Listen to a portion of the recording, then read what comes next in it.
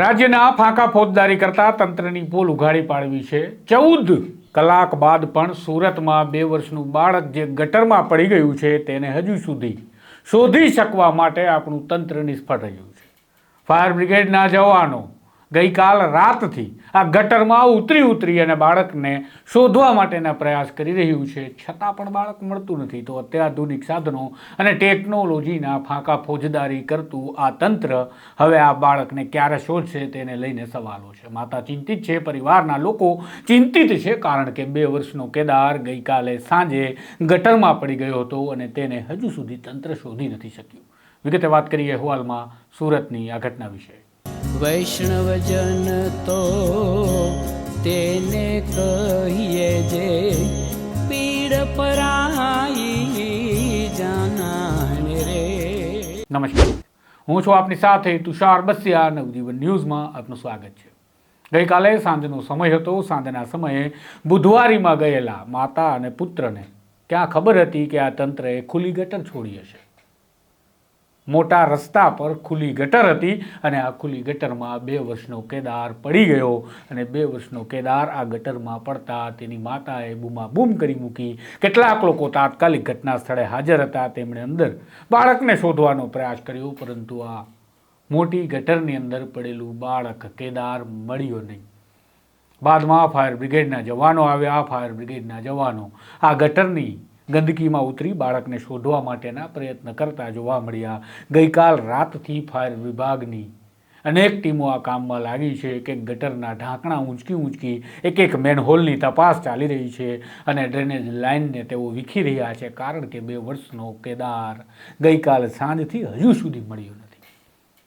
આ મામલે તેની માતાએ ગઈકાલે જે રીતે આક્રોશ સાથે આ તંત્રને ભાંડ્યું છે તેમાં તેમણે કહ્યું કે એ લોકો તમામ જવાબદાર છે જે આ સિસ્ટમ સાથે સંકળાયેલા હોય। એમની માતાને સાંભળો, બાદમાં વાત કરીએ કે આપણે મંગળ અને ચંદ્રની વાતો કરીએ છીએ, પરંતુ ગટરમાં પડેલા 2 વર્ષના બાળકને 14 કલાક સુધી કેમ શોધી નથી શકતા।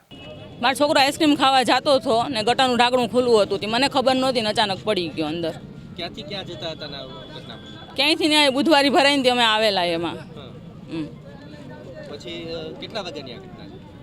5:30 વાગી ગયા હશે।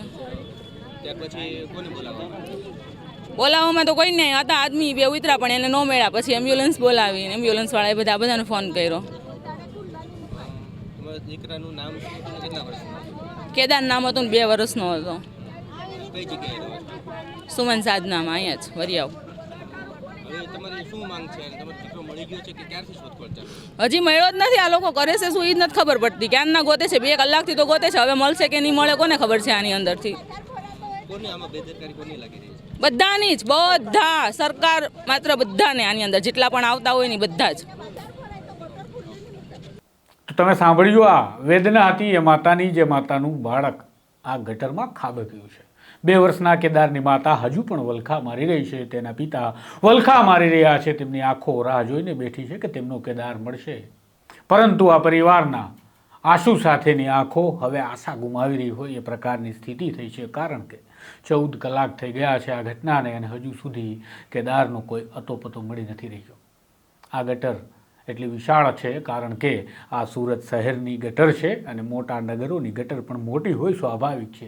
એમાં એ બાળક ક્યાં ખોવાયું હશે તેને શોધવા માટે શું કરીએ છીએ, તો આપણા જવાનો ગટરમાં ઉતરે છે અને ગટરમાં ઉતરી અને જાતે તેમાં તપાસ કરે છે। એ કામગીરીને કાબિલે દાદ કામગીરી કહીએ છીએ। સલામ છે તમામ ફાયર બ્રિગેડના જવાનોને કે જે આ ગટરમાં ઉતરી અને આ બાળકને શોધવા માટે પ્રયત્ન કરે છે। પણ સવાલ છે સત્તાને, સવાલ છે સુરત મહાનગરપાલિકાને કે આમ તો આપણે ખૂબ જ સ્માર્ટ સિટીના ફાંકા મારીએ છીએ, ખૂબ જ ટેકનોલોજીના અત્યાધુનિક સાધનોના ફાંકા મારીએ છીએ અને કહીએ છીએ કે અમારી પાસે ટેકનોલોજી છે, તો ક્યાં છે એ ટેકનોલોજી કે આપણે હજુ સુધી 14 કલાક થયા છતાં 2 વર્ષના બાળકને નથી શોધી શકતા। આપને ખબર છે કે આ ગટરમાં બાળક ગાયબ, તો પછી હવે આ તંત્રના આ અત્યાધુનિક હોવાના દાવાઓને આપણે શું કહીશું? આ જ પ્રકારે સત્તાને સવાલ કરવા માટે અમે મજબૂર બનીએ છીએ જ્યારે આવી દુઃખદ ઘટનાઓ સામે આવે છે, કારણ કે આવી દુઃખદ ઘટનાઓમાં જ્યારે તંત્ર પ્રયાસ કરતું હોય છે છતાં પણ તેઓ સફળ નથી થતા, ત્યારે માત્ર ને માત્ર એ નાના કર્મચારી કે અધિકારી જવાબદાર નથી હોતા, આખી સિસ્ટમ જવાબદાર હોય છે। જેમ આ કેદારની માતાએ કહ્યું કે આખી સિસ્ટમ જવાબદાર છે આ ઘટના માટે। ગટરના ઢાંકણા ખુલ્લા હતા ત્યાંથી આ ઘટનાની અંદર ગંભીરતાથી જો પગલાં લેવાયા હોત તો આ ઘટના કદાચ ન બની હોત. પણ હવે ગટરના ઢાંકણાથી લઈ અને આપણે બાળકને નથી શોધી શકતા ત્યાં સુધીની સિસ્ટમ જવાબદાર છે આ ઘટના માટે. આ મામલે આપનું શું કહેવું છે એ કમેન્ટ બોક્સમાં જરૂરથી જણાવજો. નમસ્કાર. તેને કહીએ જે પીડ પરા